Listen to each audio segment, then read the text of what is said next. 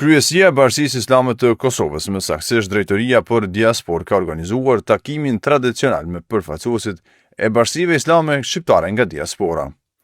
Medreseja Alaudin mlodhi drejtues të institucioneve fetare shqiptare nga Shtetet e Bashkuara të Amerikës, Gjermania, Austria, Belgjika, Zvicra, si dhe përfaqësuesit më të lartë të vendit tonë.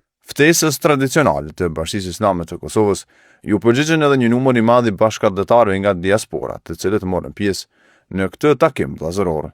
Në hapje të takimit, drejtori i Drejtorisë për Diasporë Ekrem Efendi Simnica vlerësoi bashkëpunimin e vazhdueshëm me mërgatën tonë.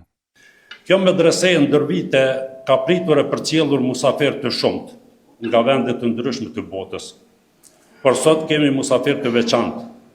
Sot kemi pranë nesh ata që janë ambasadorët më të mirë të popullit tonë dhe të fesë tonë në mërgatë. Ju jeni ata që me përkushtim me sakrificë ruajtet identitetin kombëtar fetar, ndërtuat xhamije qendra islame, edukuat breza të rinj dhe mbajtet gjallë lidhjen e diasporës me atë dhëvë. Në fjalën e tij, kryetari i Bashkisë Islame të Kosovës, Muftiu Naim Efendi Tanava, vlerësoi kontributin e diasporës në ruajtjen e besimit, identitetit kombëtar dhe lidhjeve me vetëlindjen. Historia shqiptare nuk mund të shkruhet e plot pa mërgatën shqiptare.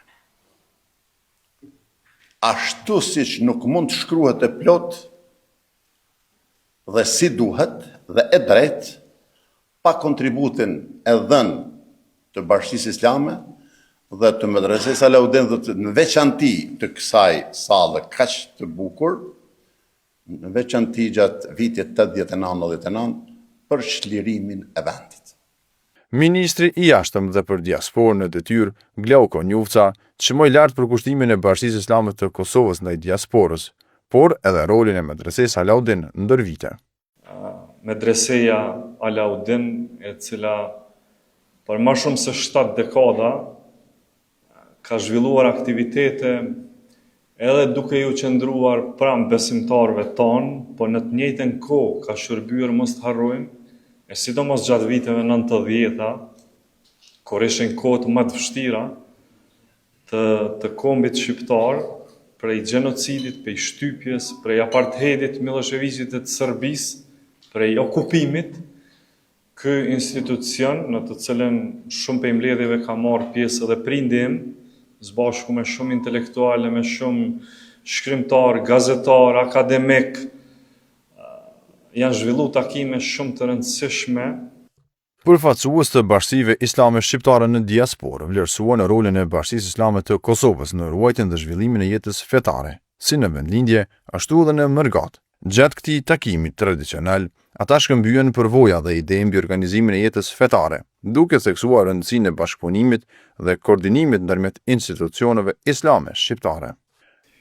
Unë këtu flas në emër të Qendrës Islame Kulturore Shqiptare në New York, me ndihmën e Zotit dhe me kontributin e komunitetit tonë në New York, kemi ndërtu qendrën, xhamin më e madhe në shtetin e New York.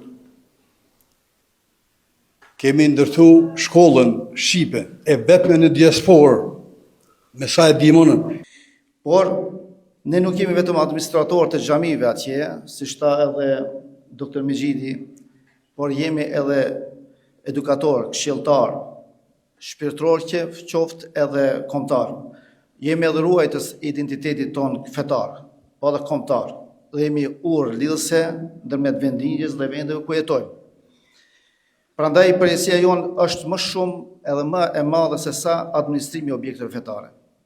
Në përfundim të takimit, Muftiu Tanava ndau mirënjohje për Tahir Kukajn, Mensur Halilin, Vahidin Behlulin, Nuhi Shaqirin dhe Prof Mexhet Osmanin për kontributin e tyre në forcimin e jetës fetare, ruajtjen e identitetit kombëtar dhe bashkëpunimet me Bashkinë Islame të Kosovës.